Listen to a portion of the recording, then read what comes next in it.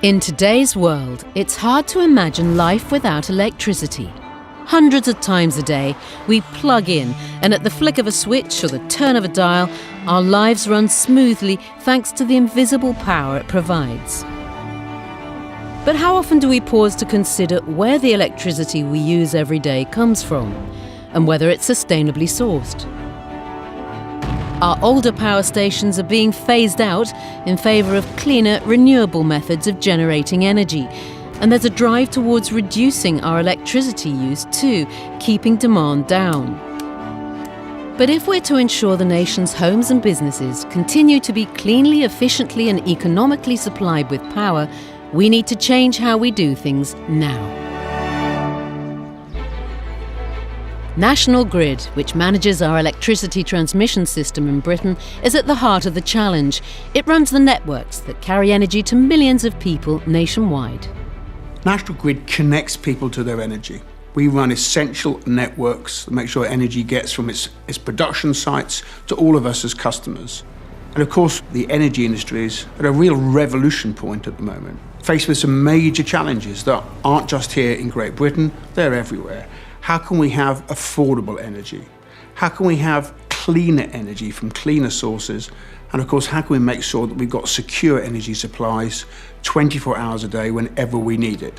Many countries in Europe have found that sharing electricity from one national grid to another makes a big difference.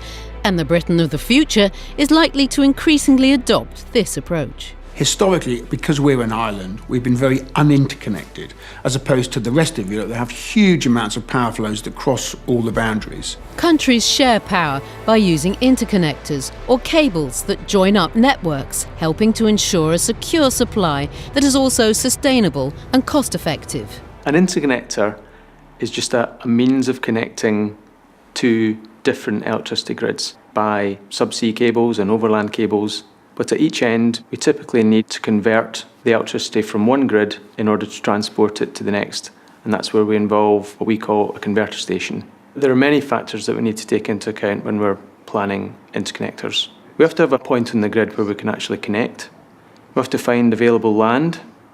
We've got to think about the environmental factors, local planning policies, stakeholders' views. We've got to take into account the relevance locally. And we've got to make sure it can be delivered to an appropriate cost and in the right timescales.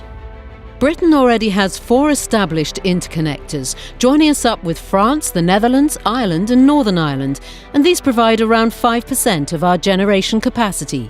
But to help meet our future energy needs, the UK government wants to double this to 10% by 2020. Interconnection isn't generation.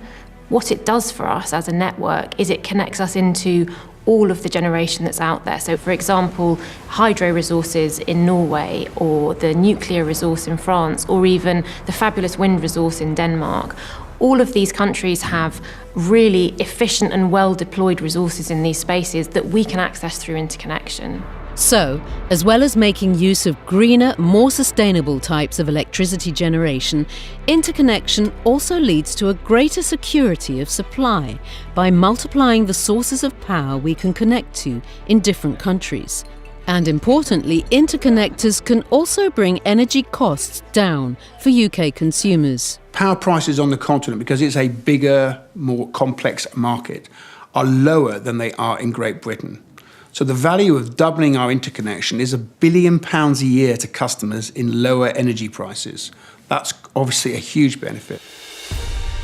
Of the 4 interconnectors already joining Britain, Ireland and Europe, National Grid have been involved in building 2 to France and the Netherlands.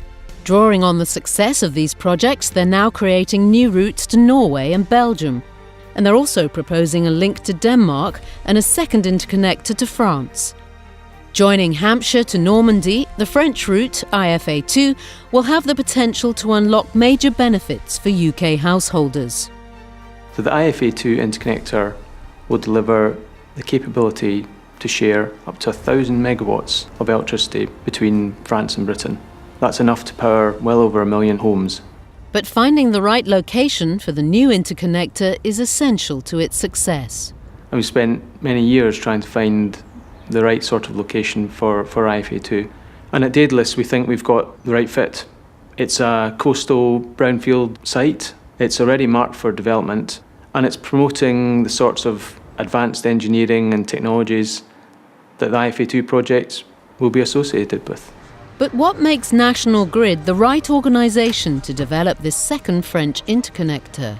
We built the first interconnector between Great Britain and France nearly 30 years ago with our partners in France. We built, at the time, the world's deepest subsea interconnector in Australia, and we're currently building the world's longest subsea interconnector between the UK and Norway. So technical skills are very important. But the second area I'd point to that I think is at least as important is the values that we have as a company. In National Grid, we're really proud of being able to be a part of the communities where we work. So it's really important that we understand local people's views.